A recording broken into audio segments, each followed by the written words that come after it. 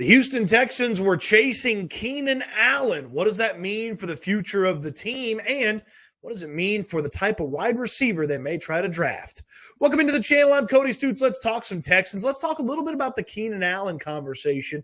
The Texans missed out on Keenan Allen as he ends up with the Chicago Bears, but a ton of reporting gives us a kind of an idea of what the Texans might be looking for, and then we'll do a mock draft, as I promised you all week for Saturday, although this one, it got a lot more interesting after Friday. Thanks for everybody for watching the video on Friday. If you're still in the comments section unanswered, I'll do my best to get to you. But the Keenan Allen conversation has been a fascinating one because the Texans end up missing out on the Chargers wide receiver.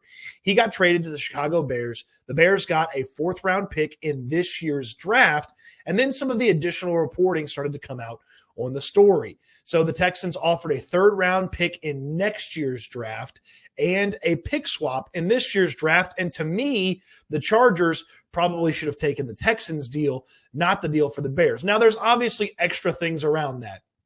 A draft pick in the future is usually worth one round later. So a third rounder next year is kind of the same value as a fourth-round pick this year. So I understand it from that standpoint, and I wonder exactly what that pick swap was. Aaron Wilson with the reporting on that one. Wilson also noted the Texans are looking for a very specific type of wide receiver, and that in the Keenan Allen conversation, they were willing to take on all of the money in Keenan Allen's remaining bit of his deal, and we're going to work on a contract extension for the veteran wide receiver. Now, Keenan Allen would have been a fantastic addition to this Texans team. Your top three of Keenan Allen, Tank Dell, and Nico Collins would have been spectacular. That would have been a great thing for the Texans. So Nick Caserio, good job chasing that. Ultimately, he comes up short, so you can't give him too many platitudes. But the Texans, as we've seen in free agency, when they have an evaluation on a player, when they have a price on a player, they stick to it. They will stick to their guns on what they believe the evaluation and the price is on a trade. And they clearly didn't value Keenan Allen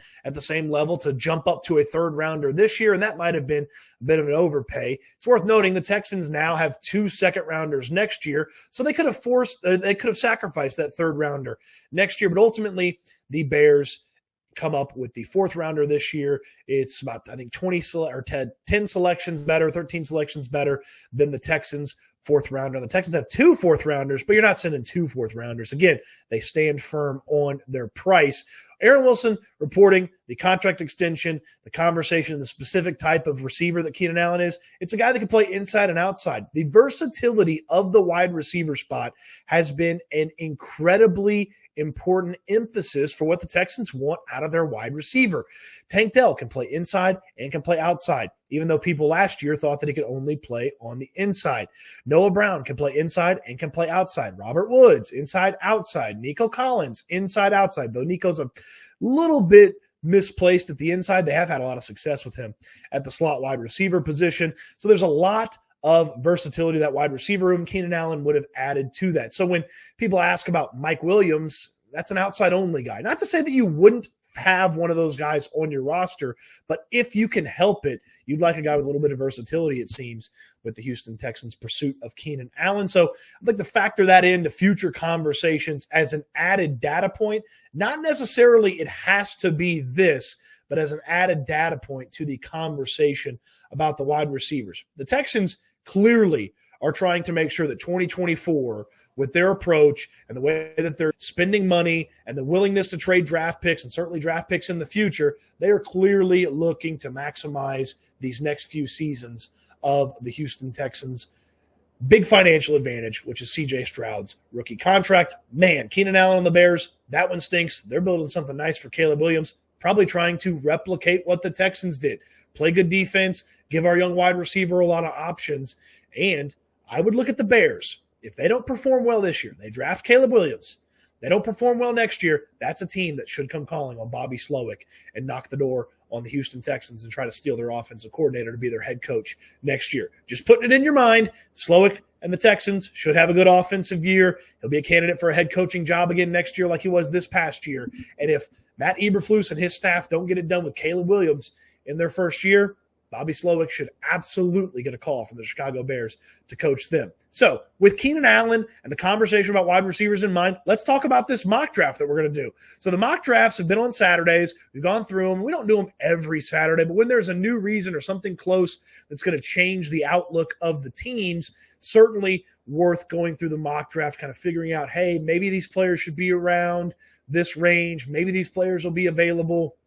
And I know mock drafts here on the internet don't dictate how NFL teams operate, but it gives us an idea of the types of players we should be thinking about and talking about when it comes to who the Houston Texans should be drafting. And these are a lot of fun. You guys play along at home a lot of times as well. We use the Pro Football Focus mock draft simulator. Stay with me here as I get this thing loaded up. You guys don't need to see my big ugly face on the screen for this one. But let's get the Pro Football Focus mock draft simulator fired up. And, of course, with the big trade yesterday, the Texans' first selection is 42nd overall. Now, I talked about the trade, and as it goes on, I'm still not loving the trade. But, again, I don't have the full picture of the vision. If the Texans ended up with two players that I really like there in the second round, it's going to be hard for me to say it was a bad trade. Plus, the Texans also have the ability to maneuver themselves back into the first round if a really good player is available. So the mock draft simulator at Pro Football Focus, these are the settings we're going to go with. We're only going to do the first 4 rounds. Care for positional value is important. Teams do care a little bit about the position, but not all the way. Let's go ahead and get into it. And the draft's not going to go too terribly fast in case we want to do our best Nick Caserio and start trading. So let's see how this thing starts to shake out. Quarterback, wide receiver, quarterback, tackle, edge. This is what I was worried about here with the Texans. This is the type of draft where a good player is going to get pushed down to 23. A really good player is going to be right there at 23 more than likely. But as I watch this, some of these guys are coming off the board. So, Darius Robinson, I really like him. Johnny Newton, I like him. But there's not some just amazing can't-miss type of player there. Kool-Aid McKinstry, like him, but I wouldn't trade it up for him. Okay, the top corners are off the board. A couple of the wide receivers that I really like are coming off of the board here. Troy Franklin would have been the pick if he's there. So the Texans on the clock at 42, unless there's a trade that involves a future first-round pick, and I got to imagine there won't be. Yeah, no thanks with the Rams, the Bills, the Bears. Yeah, we're moving too far back. Already waited a long time. Let's go in there and make a selection with the Houston Texans' first selection in this mock draft at 42 overall. Peyton Wilson's going to be tough to pass him up. That'd be a very unique and fun and interesting linebacker room. It'd be a very athletic linebacker room. But the Texans kind of set at those top 2 linebacker spots for the next few seasons. Might be a bit of a luxury there by him. There's some quarterbacks. Kamari Lassiter is a player you would think about. Braden Fisk is about to be the selection, though. This is one of the most athletic defensive tackles in the draft. This is a guy that the Texans could do a lot of damage with. Super athletic. Violence is the way that he operates on the defensive line spot, and he plays defensive tackle. This is going to be the draft pick. If the Texans, with this mock draft, the way we're working out, if this works out in real life and they get Braden Fisk from Florida State, dynamite trade back. Nick Caserio, dynamite trade back. Let's go ahead and put Braden Fisk on the Houston Texans and see what starts to happen. So linebackers, quarterbacks start coming off of the board. Some other end players. There finally goes Peyton Wilson. If he was back around for that second round selection, probably would have taken a swing on him. There could still be some wide receivers out there, and maybe a few running back folks are hanging around. Maybe there's a running back for you as well. Let's take a look at the wide receivers and how this is shaking out. Okay, so there's some good wide receivers here. If you've watched the channel, you know how much I like Xavier Legette. So this is a player that I'm going to think about here in this position. Again, for a wide receiver, we want inside-outside versatility. We want a guy that's physical. We want a guy that'll do some of the dirty work. But let's just take a look at a couple of other positions and just see if maybe somebody makes a lot more sense than him. So some of the tight ends off the board might be a little early for some of those guys. Okay, it's tough to think that they'd pass up on these running backs, but with Joe Mixon getting the extension, Dameon Pierce still having another year on his contract, you could maybe avoid the running back conversation for right now. Is there another big, ugly, another defensive tackle that we'd want the Houston Texans to go out there and get? Is there a corner that we're just absolutely in love with? Look, Tavondre Sweat would be fantastic. You just drafted a defensive tackle. I don't know that you're going to put two rookies on the field at defensive tackle, so we're going to look a little bit elsewhere. And ultimately, I'm not finding anything that's knocking my socks off. Cameron Kinchens would be a nice player, but again, that's a backup player right away. We need some guys that could help the Houston Texans right away, and that is Xavier Legette from South Carolina, getting the Deebo Samuel comparison to his game. So he comes off the board at 59. Braden Fisk and Xavier Legette would be a dynamite second round for the Houston Texans. You fill a need at defensive tackle. You fill a need on the wide receiver depth chart. You get a unique wide receiver talent in Legette. And then with Fisk, you get a violent, nasty, mean defensive tackle that maybe he's a part of the rotation initially, but he'd finish the year as a starter for the Houston Texans. So back on the clock here, a couple of corners, tackles, some ends came off the board. Oh, man, Tavondre Sweat from Texas, the defensive tackle, almost made it all the way back around to us. This one, look, right away I see the player that I'm targeting, but let's keep going through it just in case. Max Melton at Rutgers is a guy that has impressed through the draft process. Super impressive combine from him. That's a guy that I'd be thinking about, cornerback, just to give you some depth there at that position. And maybe, just maybe by the end of the year, Melton would be pushing Jeff Okudah for that second spot at cornerback. Jerry Jones from Florida State at cornerback as well.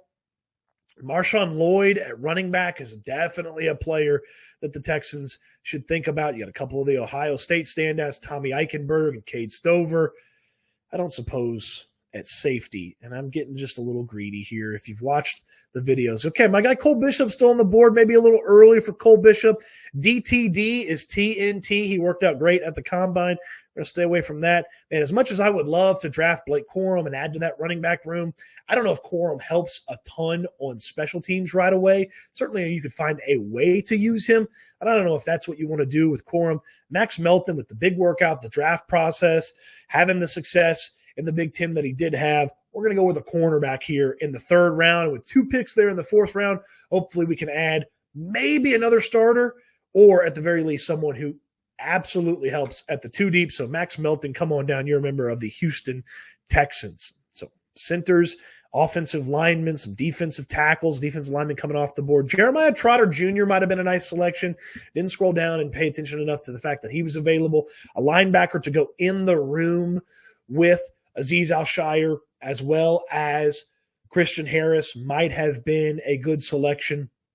But again, I want someone that can help right away. Melton maybe helps you in 4 cornerback sets. Maybe he can push Okudah by the end of the year. With the athleticism, you certainly hope that he would be able to find himself on the field.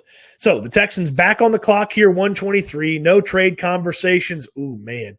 It's going to be tough to stay away from Trey Benson here, but let's scroll through and just take a look at what's available. Braylon Allen is another one of my favorites, and I actually like him a little bit more than Benson because Allen kind of comes off like a hammer, like that really hard-nosed runner. You could just go trust him to get a couple of yards. He's super athletic and a physical freak. He's only 20 years old as well, so there's some growth potential for Braylon Allen as well. Will Shipley's a little bit of a do-it-all type guy, linebacker. Ced Gray from North Carolina is a player that I really like. You know who's not here is my buddy Cole Bishop. He went off the board here a couple of picks ago, didn't he? Yep, the Cincinnati Bengals got a really nice player in Cole Bishop. I like him. He's one of my early draft crushes. 2 picks here for the Houston Texans. I mentioned how much I like Braylon Allen. He could help maybe on special teams, but if not, he has a clearly defined role right away as that hammer in the backfield. Joe Mixon's a do-it-all guy. He's not specifically a power back. He's not specifically a catch the ball to the backfield guy. He's a combination back. Allen can be that hammer. His mentor, Derrick Henry.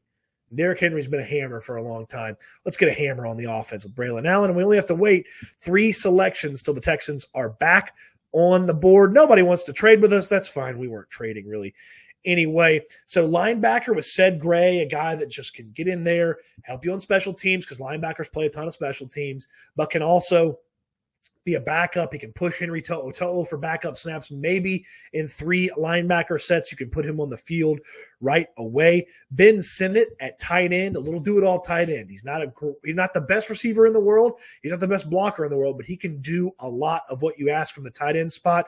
That's a guy that maybe you have a hard time passing up right here. Mason Smith is a former big-time prospect that has fallen off a little bit here. I say big-time prospect. I talk about from high school to college. Didn't go great at LSU. Had some injury issues at LSU. Kalen King, I know the Texans have talked to him. They talked to him at the Senior Bowl. The workouts at the Combine were not good for Kalen King, but maybe he bounces back come pro day time.